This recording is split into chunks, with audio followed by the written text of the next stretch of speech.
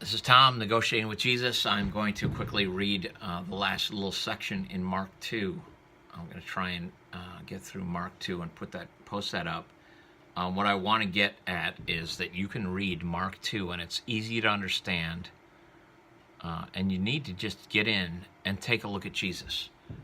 Jesus is glorious in every way. I got the sun shining, and Jesus is the sun. He's the light of the world. And all Christians are to reflect that light, that beautiful light. And I might close that or just move my head in front of that. What should I do?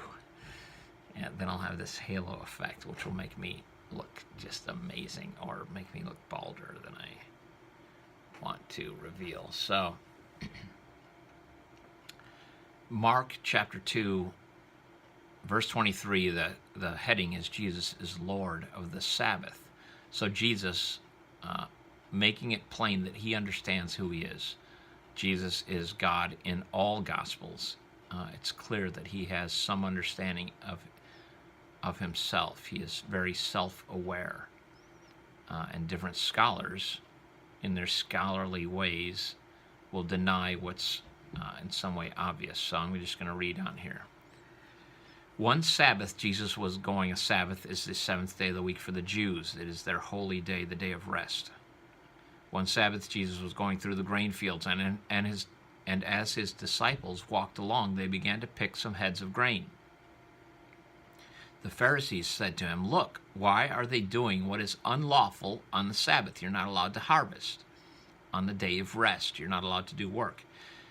Jesus answered, "Have you never read what David did when he and his companions were hungry and in need?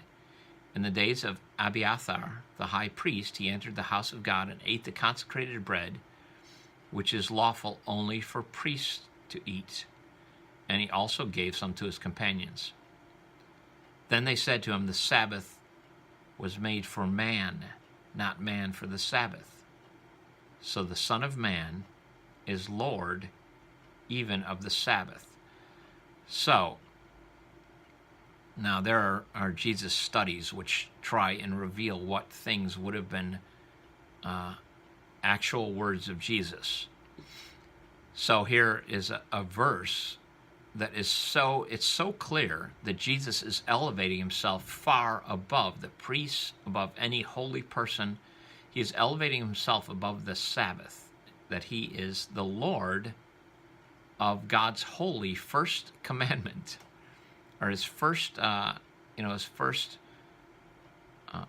activity was after creation was he made a day of rest that forever was to be this day of rest for his people. And Jesus said, "I am the Lord over that." And he elevates himself to some status that clearly is God. He's putting himself in a position that nobody can mistake what he's saying. But right away in chapter 2, people start, in agreement with Satan himself, they start saying, let's find a way to condemn somebody who seems to have authority over me. We would like to agree with Satan that we get to decide what's good and evil. That is the only thing that humans love, is our agreement with Satan, and we want to be, in some sense, God. Satan, in that first Garden of Eden incident, said, "You'll be like God if you eat this fruit. You'll know the difference between good and evil. You'll be able to decide."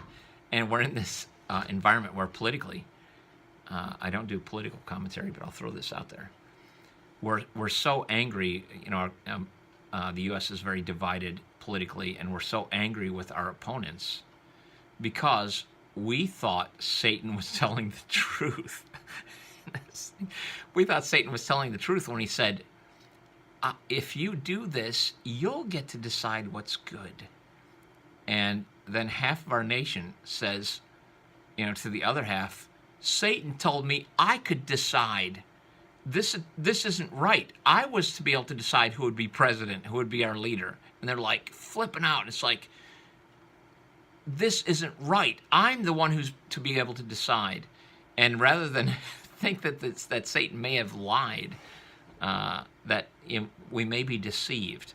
And it's the most obvious thing in the world. And everyone sees that everybody else must be deceived and have some deal with a liar, a deceiver, but not me.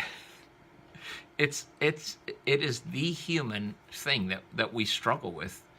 Is, hold it, I thought I was right, and if I'm right, everybody else must be wrong, and not seeing that if everybody is deceived, is that likely to be my condition as well?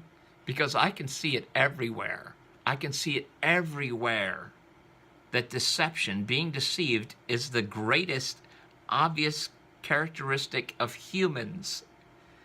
And we would rather say, no, it's clear that I am the one who sees clearly. You know, I'm the one who has wonder eyes that can see truth. Everybody else is deceived. And that is the great agreement we have with Satan. It is the one rule we live by. I will decide. And if we each get to decide, and the other is evil for not agreeing with me, it leads only to conflict, and that is the other rule of humanity. We must kill what does not come under my authority. It must be exterminated, and the priests are beginning, and Pharisees are beginning to see that Jesus is not under their authority. So the obvious answer to humans is he must be killed. We must kill what we see when we decide what's good. Jesus opposes me, so rather than him be right, since I am the only one who can see truth, he must be killed. Jesus also references back to King David, and the Pharisees ought clearly to know that King David had some interactions where he ate consecrated bread. They ought to know this story, and he was not condemned for it. So they're being hypocrites, as humans do, and as especially pharisaical humans do.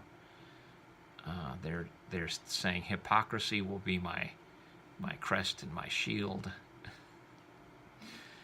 and I will put that as my highest standard. Hypocrisy. It's what humans do. So Jesus boldly saying, "I'm the Lord of the Sabbath," and everyone hearing that says, "Well, that's either true, or he's crazy, or he's lying," and you have to make that decision. Just like C.S. Lewis gives the trilemma: is he liar? Is he lunatic, liar, or Lord? So, quickly, we got through chapter 2. I'll talk to you again. Negotiating with Jesus, like, subscribe. Tell me what I'm doing wrong. I'll take it like a man, and help me learn how to present a message a little better. Tell me what things you agree with, what you disagree with. Leave in the comments below. Talk to you later.